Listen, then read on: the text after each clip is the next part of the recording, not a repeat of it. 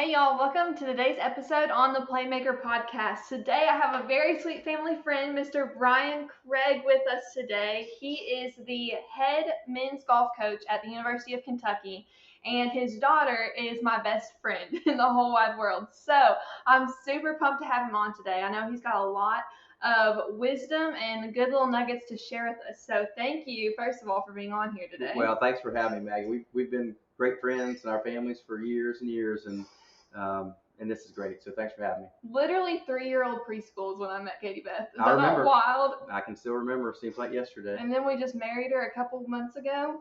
She's married.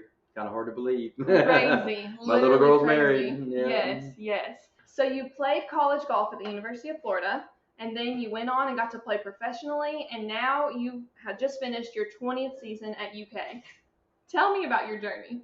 Yeah, it's been quite a journey, really. Been very blessed in the game of golf to do some really neat things, meet some really wonderful people, and go to some incredible places that I would never have done without golf. But I grew up in North Carolina. I got recruited to go to Florida, and it ended up being a tough decision between staying in state and going to UNC Chapel Hill or going to University of Florida, and I chose Florida, and then had a pretty good career, but maybe not as good as I would have liked, but still gave it a go professionally. Played about 3.5 years with, I did okay, but I wasn't quite good enough to make it. And I wasn't really willing to risk being out there for 8 or 9, 10 years without, Tammy and I were already married. And so I just really felt like, God was calling me into coaching, really, to be honest with you. And I got hired back at the University of Florida as an assistant coach with Buddy Alexander, my old coach, who's a Hall of Fame coach and a great mentor. And then, one thing led to another, but ended up in Kentucky. And we've been here since the fall of 2001, and we love it. That's awesome. Well, I'm glad that y'all got here because we were talking about this before, but they're looking at God as the biggest playmaker and how his hand works behind the scenes. It is not a coincidence that y'all ended up here because of the relationship Katie Beth and I have had, for sure. And I'm sure there's lots of other details in your all's journeys too that it's just made sense and crazy, but all very, very intentional. And I love that. Yeah, it is. And it's been a wonderful journey, really, to be honest with you. Tammy grew up in Florida, my wife, and I grew up in North Carolina. So I'm a little more used to maybe this kind of culture and even climate and everything that she is. But we got here, we've been here a little while, and even had a chance to maybe go back down south, and she was like, no, we don't, no, we're staying here, and that's really cool. This is home. Yeah, we love it. We love it. And fun fact, they're in the compound with all of us. We've told y'all about the compound, that they're out here with us. So we're not only just good friends, but we get to be neighbors too. So that's really cool. So you just finished your 20th season at UK. You're clearly doing something right with the people that you are bringing on board with you, and then your own leadership style. So let's just start with recruiting. Whether you're recruiting other coaches to come work with you, or you're looking at future players that could come and be a part of your team, what kind of, obviously they have to know golf, they have to be good athletes, but what are the real character traits that you're looking at that are the playmakers that you want to bring apart to be a part of that family? Yeah, that's a good question, and one that over the years I feel like has become really more and more important to me is looking at things beyond golf when you're recruiting, because the golf part's easy. Golf is a pretty objective game, right? Hey, you won the tournament, you finished 5th or whatever. It's fairly objective, and the recruiting piece that is so important now to have the kind of team culture that you want to have and the chemistry that you want to have is more of the traits and the character, the character traits. So, if I would simplify it, I would say that we look for 4 things. We look for young people that want to do their best all the time, that want to do what's right, so high character, high integrity. Golf is a game that kind of breeds that. But, you still, away from the game, we want guys that, with schoolwork, with their lives in general, to have high character, high integrity. One that we're huge on is to be grateful. We want guys that are grateful. I mean, we are an unbelievably lucky group of people to do what we do, and a bad day for us is not a bad day. Right. It's just, it might have been a hard day or it might have been an off day, but it's not a bad day. Yeah. And we just have to, and sometimes we can lose sight of that. So we harp on that all the time. Like, we are a fortunate group, and it doesn't mean it's going to be easy, but if you're grateful, it's kind of hard to be mad. It's kind of hard to be angry. It's kind of hard to, to have anything overpower gratefulness. And then the fourth thing is that which is also big, is that we want people that are going to be their brother's keeper. And specifically, we're talking about the team. Right. We want guys that are going to be great teammates. And that's probably some of my proudest moments, is some of the weddings that I've gone to with my former players now, and seeing that group come back, and seeing those bonds, the chemistry between the players and even the families, the parents.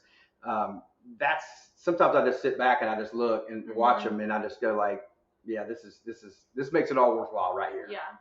Now, how do you, as the leader of that team, create an environment that becomes so family oriented like that? Well, one is we do things a little differently than a lot of teams, in that I actually welcome even the parents into the fold at tournaments. I love that. And so in other words, like when we go to tournaments, our parents eat dinner with us. They're welcome.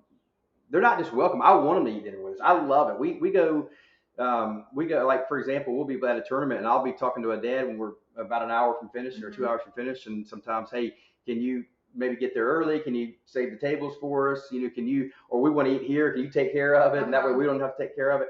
And so, so we really kind of have a family atmosphere. Now, we might occasionally have a meal, obviously this team only. Right. Maybe at the SEC championship when it's the night before the final round, stuff like that. But for the most part, we really do welcome, family in. And sometimes you hear nightmare stories in coaching of dealing with parents. Yeah. I have some of the greatest friends that you could ever imagine that are parents of players that I coach now, that I still stay in touch with all the time. So I think that's one thing. But the other part of it is just trying to, preach to the guys too. Like, we have to compete in golf. Like, here's the way I've described it. It'd be like, so you guys are going on a big trip here pretty soon, right? Y'all are going to the Grand Tetons and all that, right? Which is where I want to go. And but the way I describe it is, we go on some great trips too, right? We go to Puerto Rico for golf. We go to, we've been all over. We've been to Cabo. We've been to Japan for a golf tournament. We go to all these cool places. We go to the beach all the time. It would be like having a family trip, and you have, in your case, obviously you have three siblings, or you have two siblings, but three girls in the family. And it would be like Dave Kimberly saying, oh, we're going on this great trip, but we can only take two of you. So we're going to have this competition to figure out who gets left out. Oh, yeah. And you don't get to go. Yeah. And that's what we do all the time, because we have a team of, say, 10 or 11, but only 5 or 6 travel. So we're having to figure out who's going to go on that great trip and can represent the team, but not everybody gets to go. And we have to compete for that. But then at the end of the day, you got to be able to go sit down and have dinner together and be teammates and be friends. And so we try to harp on that a lot, of like, you guys have to compete against each other. It's just the way it is. Right. But we're all on the same team. We all have the same goals. If the team does well, it's going to help all of us. And you have to be able to shake that guy's hand at the end of the round, even if he beats you to go to Hawaii, whatever it may be, and say, man, good luck. I'm going to be pulling for you, and then be ready to go the next time. Yeah. So it's tough. It really is tough. And, basketball, like say at UK, the whole team travels. Everybody goes. But, sports like golf, you can't do that. So it really is an interesting dynamic, and you have to work at it, I think, to keep relationships healthy, because it's challenging. Right. So what do you think is the most challenging thing that you've experienced, either in life or as a head coach? Like, what is it? Because it's, even a bad day is not a bad day. Like, but what has been the bad days? Like, where have those been? And how have you reacted to that? Yeah, unfortunately, we have learned here recently what a bad day is. And it's not golf, obviously. But, we had an incredibly special young man named Cullan Brown, who at 19 years old, right after his freshman year, in the summer right after his freshman year, got diagnosed with cancer. Bone cancer called osteosarcoma, which is a really rare and aggressive type of cancer. And unfortunately, and we just, it was just really shook the team, all of us to the core, because Cullan was the most special young man literally that I've ever been around. Not just coach, but like ever been around. He was cut from a different cloth. God made him different in ways that I'll probably never see again like this kid. He was amazing in the lives he touched. And he lived a year. He lost his battle with cancer, and coming up here August 4th here this summer of 2021 will be a year. So, we're almost at a year since he died. And so it's been really just a unbelievable journey. It's been painful. It's been hard. It's been hard on my guys on the team. It's been his family. I'm really close with his family, Rodney, Emily, and Catherine. And I just pray for him all the time. I feel so. I just don't know. What can you say? You can't say anything, but you can just be there for him and try to love on him and be there. But what can you say? And I know they're still hurting, and it's really hard to see that. To be honest with you, it's tough. It's been really tough. Yeah. So when those hard times come, especially with loss, because you and I do have our faith in Jesus Christ, we have a different hope that the rest of the world doesn't necessarily have. So as a believer in your position, were you able to have like faith-based conversations and share where your hope came from during that like horribly hard time? There certainly was a lot of amazing growth that also came out of this in ways that you could only have going through an experience like this. And the very first thing that we did when we all found out, and I was able to tell the team, was I called my pastor, Paul Smith, and he met us and the whole team in the Wildcat Den at the football stadium. I'll never forget it. And we literally all got together and we talked and we prayed and we just openly shared, and that really kind of set the tone. And Paul did a great job because he's been through things like this a lot. He's a pastor and he's had a lot to deal with this a lot, obviously. And he did a great job too, I think, of helping all of us on how we can love the family better. But one thing that everybody already knew on the team, and everybody that knew Cullan, is they knew that he had an incredible faith. I mean, and it wasn't like he was the least like condemning guy you'd ever know. I mean, he didn't shove it down anybody's face. But everybody knew, like, you could look at him and see he was different, and you could see why, and you knew why. And in fact, I think one of his great quotes that ended up being on a bracelet that they made said something like that he said when he was in high school, something like keep friends and family close and the Bible closer, or something like that. And it was on the bracelet, I know, that we ended up all getting. But that's the kind of young man he was. That's the kind of family he grew up in. So even anybody on the team that necessarily wasn't a believer, they knew where the hope was coming from. They knew how their family and all of us were going to get through this. And that was, a pretty unbelievable example. It still doesn't make it easy. It's still really hard. I mean, it's still unbelievably hard when somebody that age passes away from cancer. But to know that, he is, like, I've been to his gravesite, obviously a couple times now, 3.5 hours away is where he lives, but he's not there. You know what I mean? Like, he's not there. You know what I mean? Like, his soul and his spirit is in heaven with the Lord now. He's having a great time. He's up there. I mean, we talk about that regularly, actually. Like, Cullan's, we've had some experiences with golf where it was clearly there was something else going on. There was something else going on, and we kind of laugh. Like with specific players? Yes, and like with well, I'll give you a great example. So the first tournament back after Cullan died and after all the pandemic stuff, our best player, Alex Goff, carried Cullan's bag. And it was a huge tournament. It was on TV. It was on the Golf Channel, which is really rare for college golf. So it was a really big deal. Alex had never won a college golf tournament before. This is all SEC team, so it's a big field. And he's carrying Cullan's bag, and he wins the tournament. And it comes down to the end. It's nail biting, all this stuff, and he wins the tournament. And like we're like, yeah, Cullan's up there orchestrating this with God right now. Like they're up there figuring this out right now. It was just the most unbelievable, and literally, so it was still fresh. Like, this was just after. I mean, this was not long after. And he's carrying Cullan's bag. He's carrying Cullan's bag. So there's been multiple instances like that where we thought, yeah, we know Cullen's falling down, helping. Yeah. He's helping God with this one. He's up here talking to God. Hey, come on, God, can we not pull this one off? And that does give a lot of hope. But it still is hard. It really is. He was such a bright light. He really was. Yeah. And as believers, we're called to be that bright light. So I'm curious how, because of your faith and because you have the Holy Spirit inside you and you are also a bright light, what does that look like? Like, how are you different in UK athletics as a head coach, maybe compared to other people? Like, you're different because you're a believer. Why are you, or how do you walk differently? Yeah, that's yeah, I don't know. My wife would probably give you a different answer than what I'm going to give. She thinks I'm different too, but in some ways that maybe aren't all positive.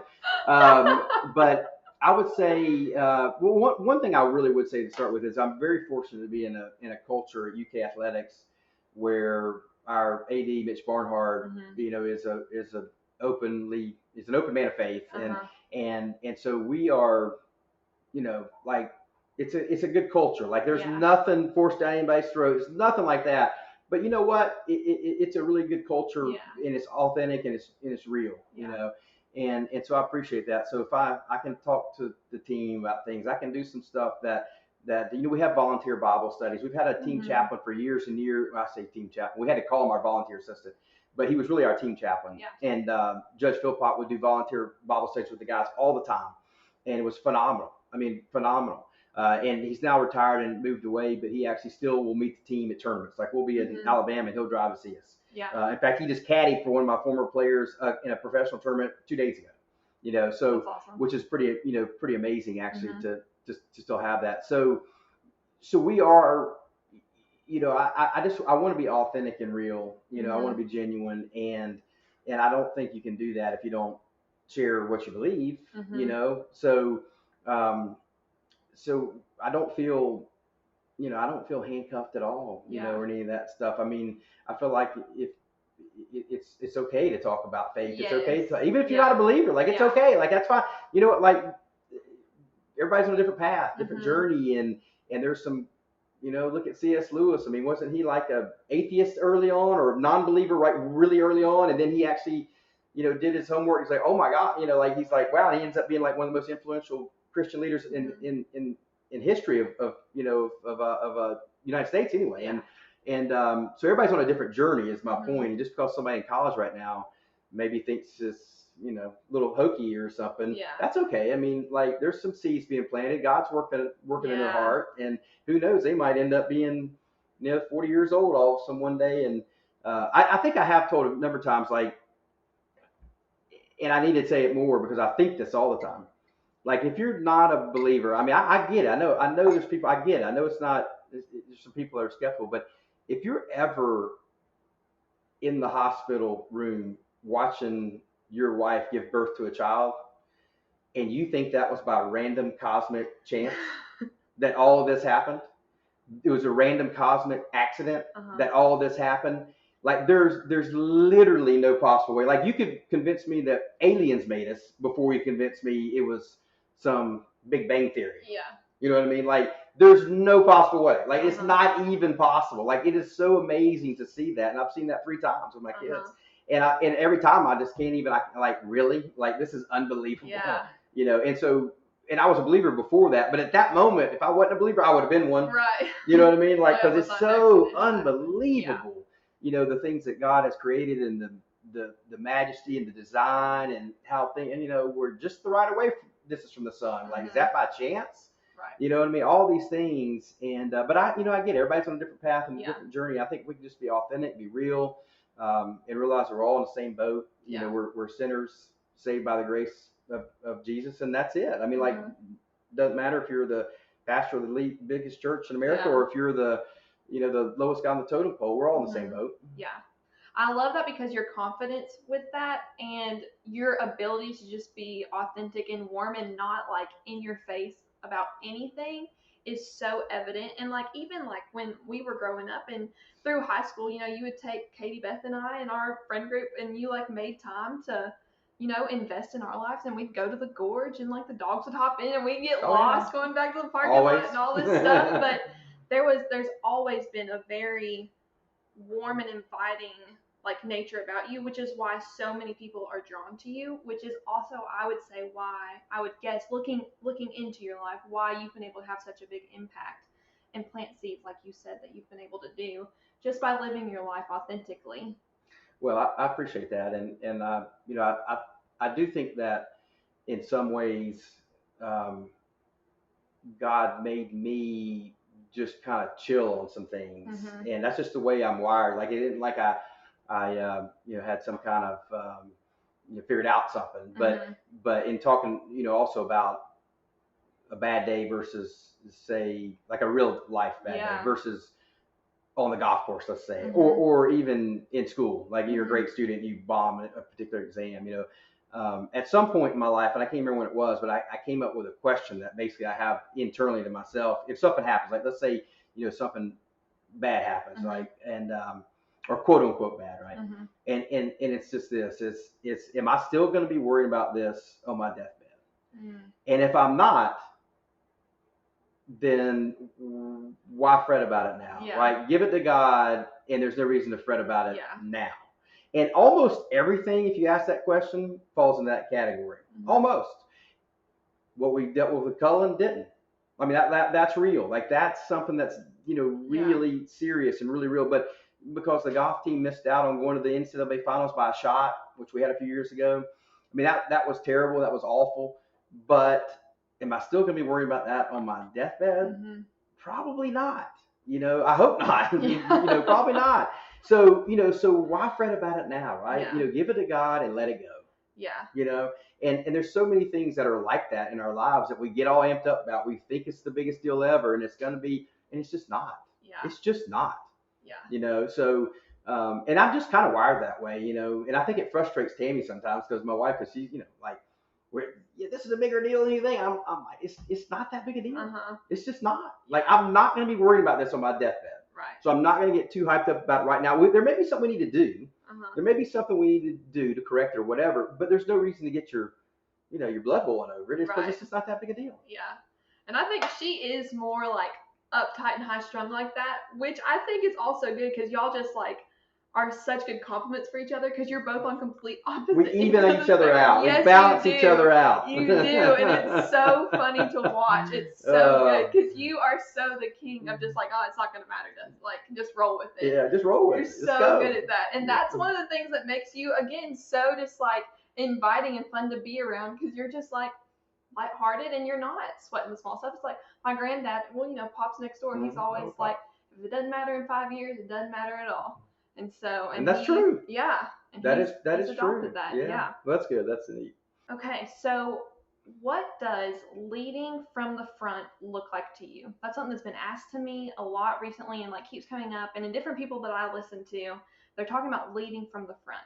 So you, in your life, what does that look like? I think that for me, and particularly, I'm looking at, my golf team that I'm charged with leading in the golf program, but you could also obviously with your family. Right. I think the role of a leader is clearly to be a servant. It's clearly to help other people grow, learn, get better, improve, get where they want to go. And there's so much satisfaction in that, when you see somebody really take a leap forward, things happen, whether it's in golf or it's in life, whatever it may be. It's really neat to see that happen. But that's the role of a leader. I mean, the buzz phrase, I guess, is servant leadership, right. On that. But it's just realizing that you eat last is what it should be. Leaders eat last. Yes. And I'm not always good at that. Like I said, I mess up sometimes, with that, obviously. But that is the role. I mean, like that's what we're charged to do. It's so much fun. When I stopped playing competitive golf, because competitive golf by nature is very selfish. It's very selfish. Like it's just one person, it's you.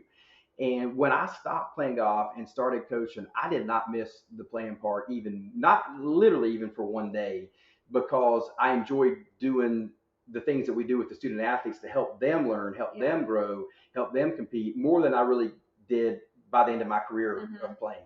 And so I still love the game of golf. I mean, I'm obsessed with it basically. I love it.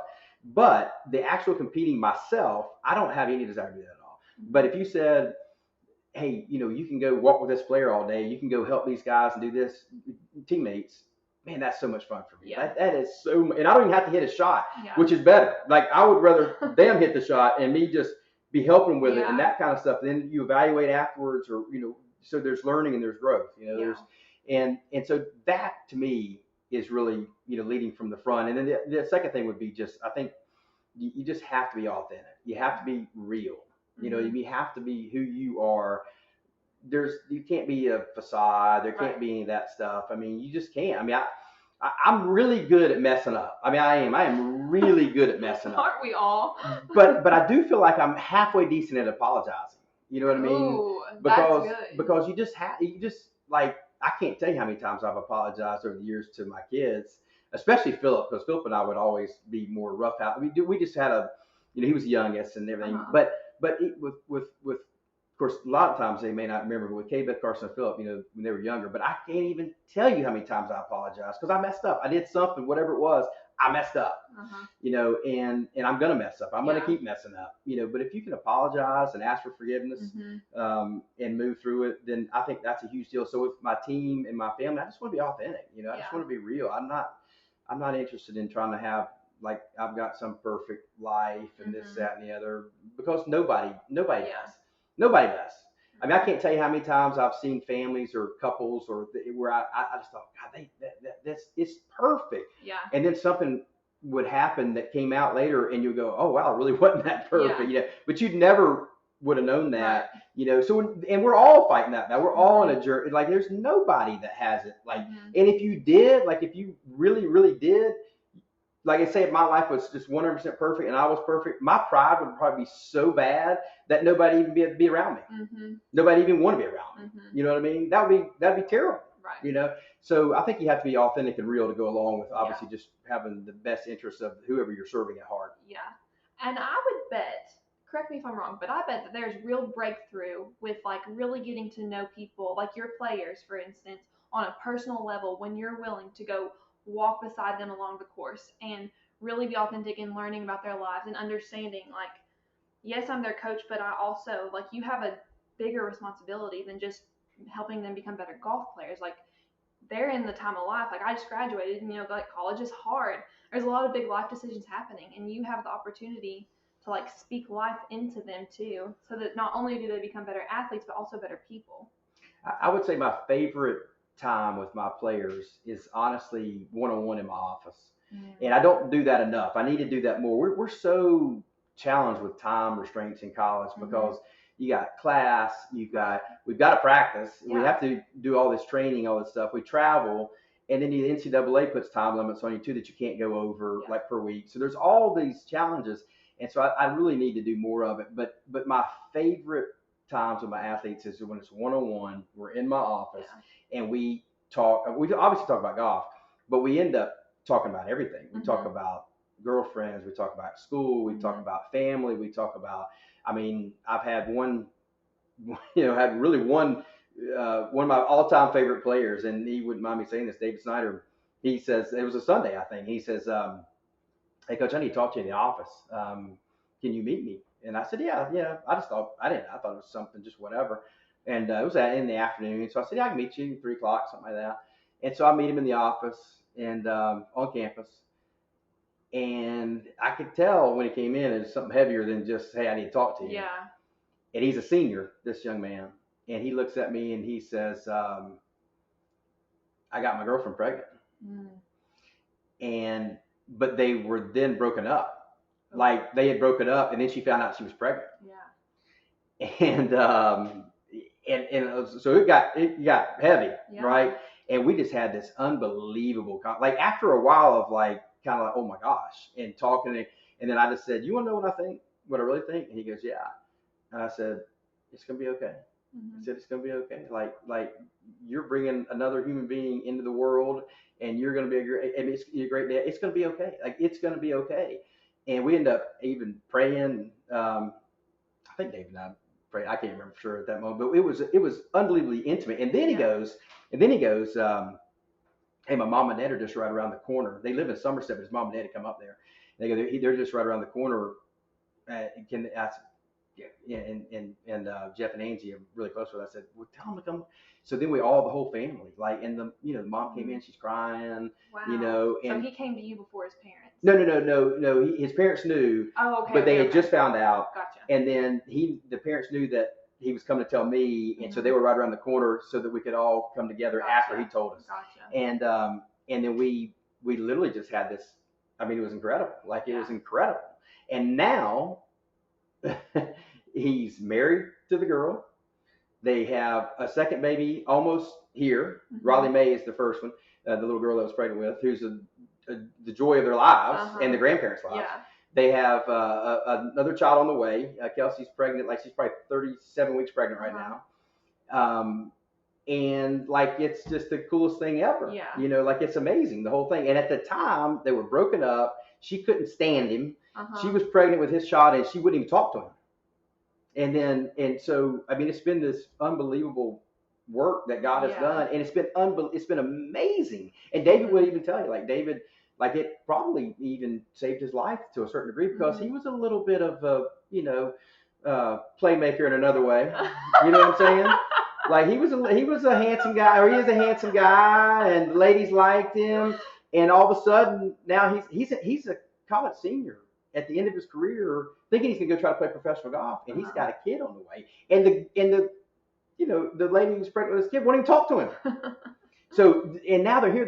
I was just with him at another player's wedding just the other day. Tammy and I were, and I couldn't love anybody more than David Snyder. Like, he's the best. He is the best, and he's the best dad and husband and all this stuff. And that's pretty cool. Like, those kind of moments, where you're together like that is pretty cool. No, that's awesome. That impact that you can have off the course, because that is like, he could have turned to so many different people, but the fact that you were one of the first people that he wanted to turn to, like, that says a lot about the relationship that you had already built and the character that you had already shown that he would trust you with that. So, well, awesome. He like I said, David just was. We were always tight in college, but we both knew that he wasn't probably on the path that he really needed to be on. You know what I mean? He was a little veering off that, which we've all seen in college, right? Oh, sure.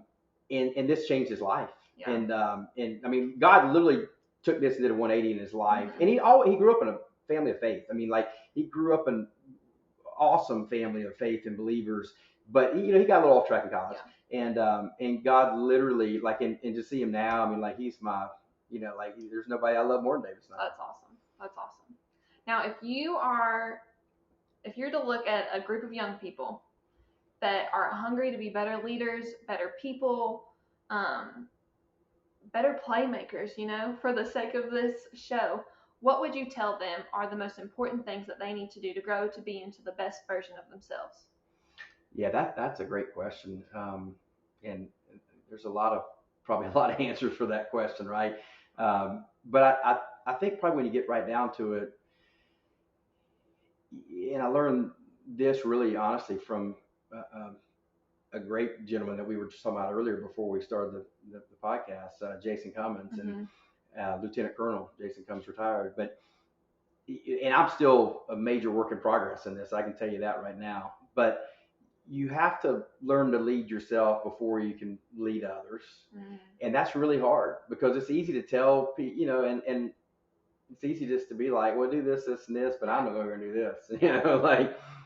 So I think you have to invest in a certain way. And I don't mean this selfishly. I mean this like you're looking at it as a way to help people, other people. Right.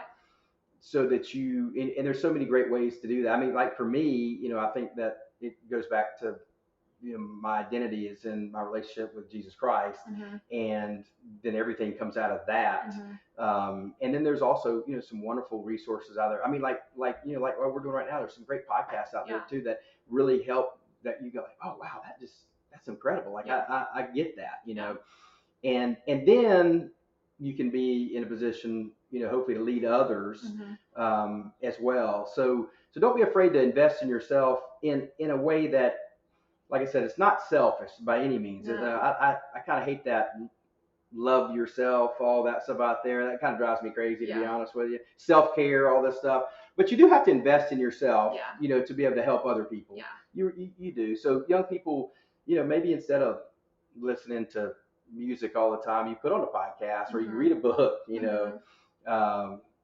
that helps you learn and grow and get better so that you can then hopefully help other people. Yeah. But the second thing is really the biggest thing to me is that it's all about relationships. Yeah. It's all about people. Don't get caught up in the smaller things. Don't get caught up in the anything material. Like, it's all about your relationships with people.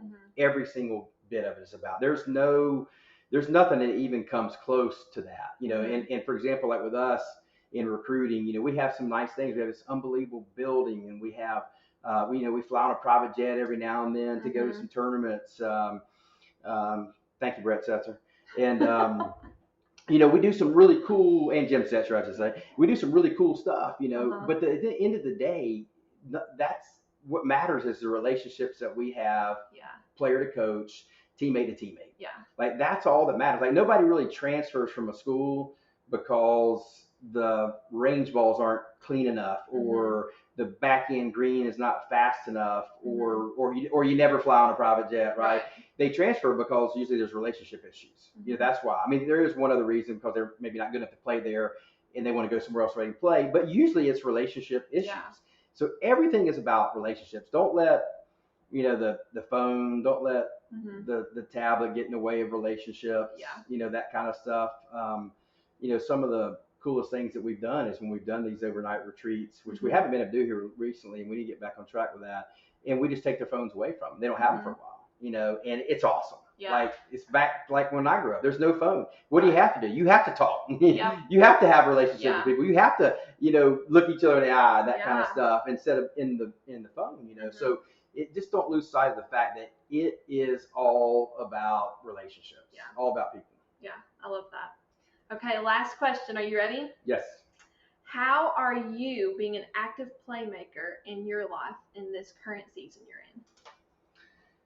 Well, I do feel like right now, I feel like one of my biggest roles in the last year, to be honest with you, is to try to be there for the Brown family. I just feel like that has been, and really for the last couple years, I feel like that has just been what God called me to do, and what the team did performance-wise. I not say it didn't matter, but it didn't matter. Yeah.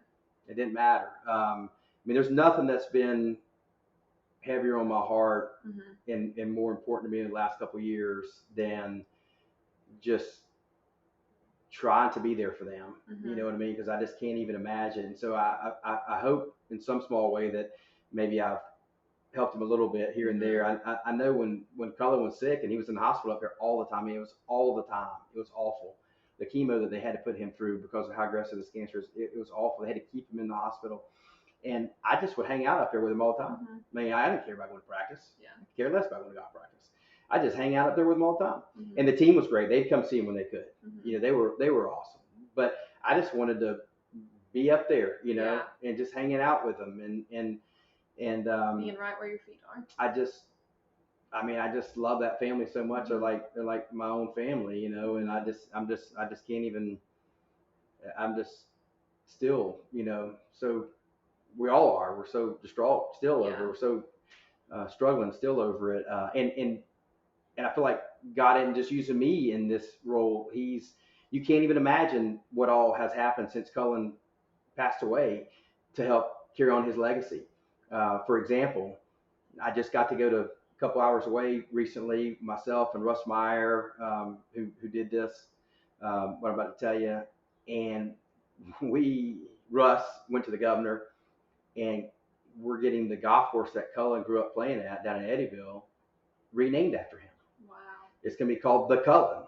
That's awesome. At Mineral Mountain State Park. It's a state park course where he grew up. And Russ Meyer's in the government. He's the commissioner of all the state parks and everything. And so we got to go surprise, hit the whole family. We did this awesome surprise, and got the governor on FaceTime to tell him, and then we're planning the date right now for when we're going to have the grand ceremony. Yeah. And then yesterday I was just at the trophy presentation for the Barbasol Junior, which is a massive junior tournament here in town, run by the people who do the Barbasol Tour event. Right. Well, they've named the trophy the Cullan Brown Trophy, after Cullan, because Cullan played in the tour event. That was the last tournament he played in before he got sick. And as a college freshman, just out of his freshman year, he shot 10 under par in a PGA Tour event and made the cut. And I mean, like that's phenomenal, right? Yeah. And there's more than that, but those are two things that have been really heavy that I hope I'm being somewhat of a playmaker, playmaker on, and also shepherding the team through that whole bit as well, because it was really hard on the team. These guys are young guys; they don't understand this. They don't want. They could never have dreamed that they're going to go to a funeral of a teammate when they're in college. Never dreamed it, and they had to do it, and it's been really difficult. But the Brown family their light has still, even though they've grieved tremendously, their light has still shown through all this dark times, and they're going to see their boy again. I guarantee it. Yeah, I'm thankful for that hope that we all have. So, well, thank you so much for being on here today. This was so fun. I'm so excited for everyone to hear this. No, it's been great. This is awesome. I love doing it. This is great. You're doing a great job, and this is cool. Yeah, this is really cool. Well, thank you. So, thank you so much. Well, guys, you know how we always wrap this up. The goal is not to be perfect. It's to be better. So go out and do something today to help get yourself to be 1% better. And we'll see y'all next time.